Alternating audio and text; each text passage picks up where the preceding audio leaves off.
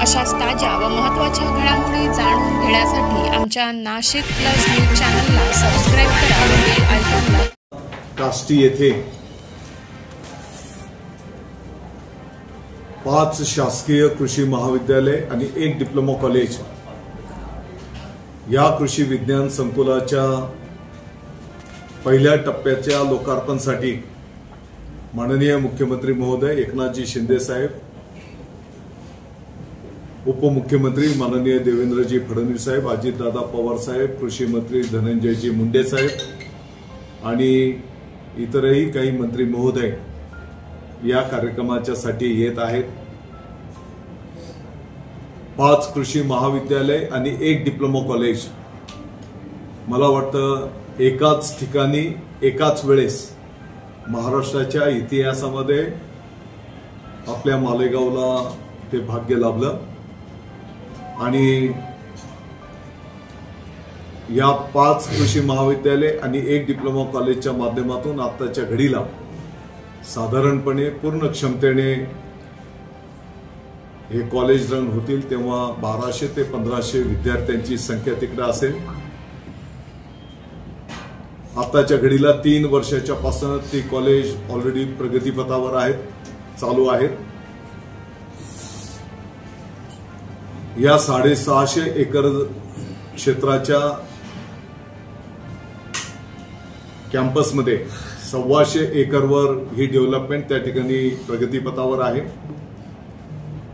पहिल्या टप्प्याचं लोकार्पण होत असताना दुसऱ्या टप्प्याचीही कामं तिकडे प्रगतीपथावर आहेत. या सर्व विद्यार्थ्यांच्यासाठी, विद्यार्थिनींच्यासाठी स्वतंत्र वसतिगृहांची व्यवस्था, अतिशय दर्जेदार पद्धतीचे क्लासरूम असतील, लॅब असतील, लायब्ररी असेल. येणाऱ्या काळामध्ये काही स्पोर्ट्सच्याही सुविधा आपण तिकडे करायला घेतो आहोत आणि एकंदरीत आपल्या मालेगावच्या उद्याच्या विकासामध्ये एक महत्त्वाची भूमिका हे 5 कृषी महाविद्यालय त्या ठिकाणी पार पाडतील. आधुनिक शेतीच्या संदर्भातली अन्नधान्यावर, फळ असेल, फुलं असेल, भाजीपाला असेल, याच्यावर प्रोसेसिंगचा विषय असेल, इंजिनिअरिंग कृषी असेल, अशी ही सर्व महाविद्यालय आहेत. आणि म्हणून आधुनिक शेतीच्या दृष्टिकोनातून विद्यार्थ्यांना चांगलं शिक्षण आणि शेतकऱ्यांनाही मार्गदर्शन या ठिकाणी संपन्न होणार आहे. मला वाटतं की उद्याच्या मालेगावच्या पासून तर नाशिक जिल्हा, धुळे, जळगाव, नंदुरबार या जिल्ह्यांना मार्गदर्शन करणारे केंद्र त्या ठिकाणी अस्तित्वात येत आहे. माननीय मुख्यमंत्री महोदय एकनाथजी शिंदे साहेब मुख्यमंत्री पदाचा पदभार स्वीकारल्याच्या नंतर मालेगावला आलेले असताना भूमिपूजन त्यांच्या शुभ हस्ते संपन्न झालं होतं आणि फक्त या 2 वर्षाच्या कालावधीमध्ये पहिल्या टप्प्याचं लोकार्पण होत आहे आणि दुसऱ्या टप्प्याचं काम प्रगतीपथावर आहे. हा एक चांगला प्रकल्प आपल्या मालेगावला त्या ठिकाणी अस्तित्वात आलेला आहे, दुसरा अस्तित्वात जातो आहे. त्याच्यासोबतच गेल्या 45 वर्षांच्या पासून खऱ्या अर्थाने आपल्या मालेगावने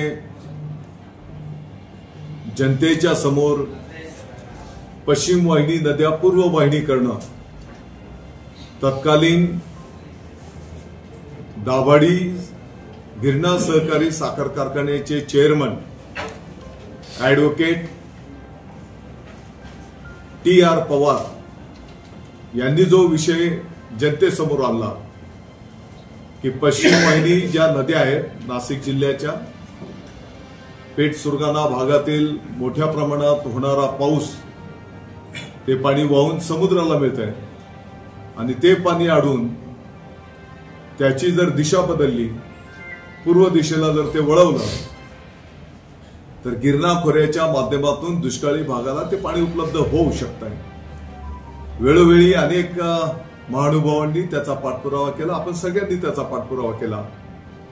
मला वाटतं की मी महाराष्ट्र शासनाचा आभार व्यक्त करतो. माननीय मुख्यमंत्री महोदय एकनाथजी शिंदे साहेब, उपमुख्यमंत्री देवेंद्रजी फडणवीस साहेब, अजितदादा पवार साहेब यांनी महामहिम राज्यपाल महोदयांना या प्रकल्पाच्या साठी विशेष बाब म्हणून मान्यता द्यावी ही विनंती केली. महामहिम राज्यपाल महोदयांचे मी आभार व्यक्त करतो की त्यांनी विशेष बाब म्हणून या प्रकल्पाला त्या ठिकाणी मान्यता दिली. महाराष्ट्र शासनाच्या मंत्रिमंडळाने त्याला मान्यता दिली, त्याच्या मंजुरीचे प्रशासकीय आदेश निघाले. आणि एवढंच नाही तर सुरगाणा भागातल्या जे काही 9 धरणं बांधली जाणार आहेत, लिफ्ट करून ते पाणी बोगद्याच्या माध्यमातून गिरणा खोऱ्यामध्ये वळवलं जाणार आहे, त्या कामाची निविदा पण त्या ठिकाणी निघालेली आहे. आणि मालेगाव तालुक्याच्या